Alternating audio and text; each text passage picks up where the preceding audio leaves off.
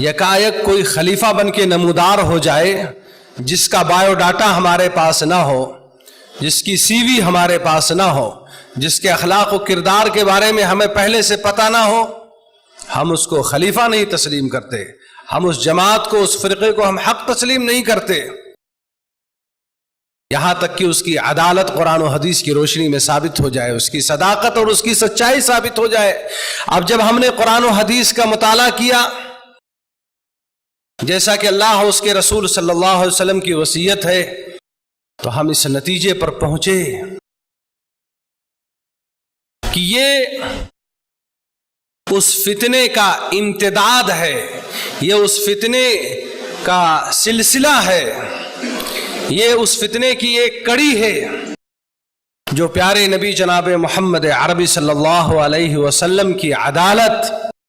آپ کی امانت، آپ کی صداقت، آپ کی دیانت داری پر اعتراض کے ذریعے شروع ہوئی تھی۔ اور ایک بات میں آپ کو بتا دوں کہ ان تمام حوادث کے باوجود انسانوں کا قتل عام کرنے کے باوجود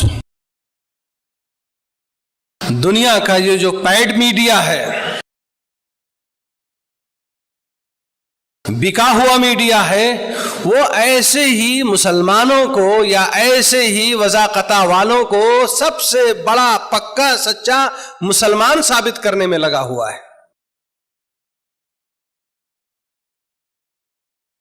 لیکن ہم ہیں کہ مجبور ہیں اللہ اس کے رسول صلی اللہ علیہ وسلم کی تعلیمات کے سامنے، ہمارے لیے تو پرکھنا ضروری ہے۔ ہم کو بھی لوگوں نے خبر دیا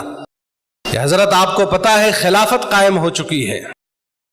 آپ کو پتا ہے خلیفۃ المسلمین نمودار ہو چکے ہیں۔ میں نے کہا یہ نہیں ہو سکتا، میں نے کہا یہ نہیں ہو سکتا، اس لیے کہ جس سرزمین پر خلافت کے قیام کی بات ہو رہی ہے، وہ سرزمین آج عرب ممالک میں سب سے زیادہ کفر و شرک وہیں پر ہے، سب سے زیادہ بدعات اور خرافات وہیں پر ہیں۔ یہ نہیں ہو سکتا ہے کہ کوئی گاؤں، کوئی بستی، کوئی شہر، کوئی ملک جہاں پر اللہ رب العالمین کے حقوق کو ہڑپ کیا جائے، اللہ رب العالمین کی حق تلفی کی جائے، اس کے حقوق اور واجبات کو چھینا جائے، شرک و بدعت کا بازار گرم ہو،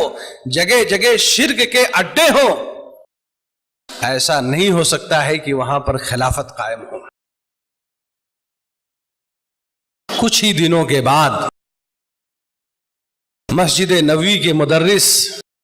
مدینہ یونیورسٹی کے سابق وائس چانسلر اور حجاز کے اس وقت کے سب سے بڑے عالم دین، بزرگ عالم دین شیخ عبد المحسن العباد البدر حفظہ اللہ کے لڑکے کا میسج آیا کہ والد محترم نے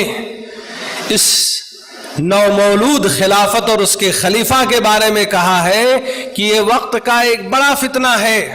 اور لوگوں کا جو یہ دعویٰ ہے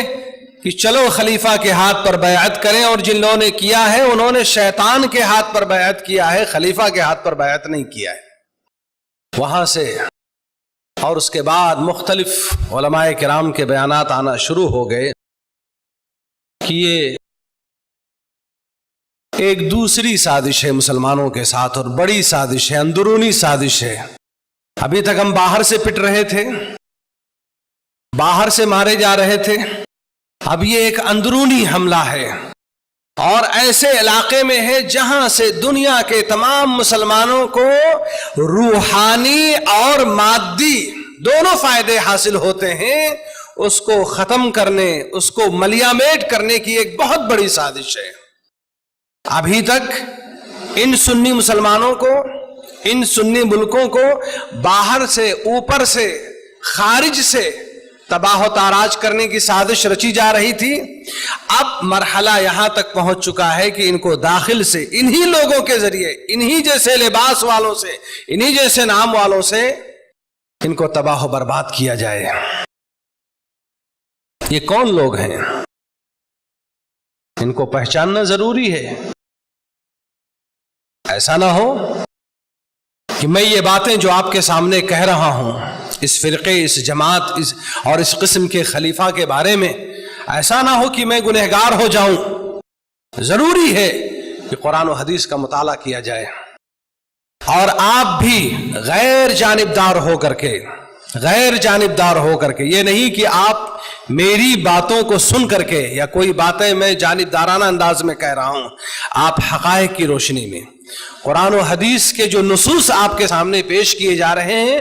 آپ ایک ایک کا جا کر کے اپنے گھر میں تجزیہ کیجئے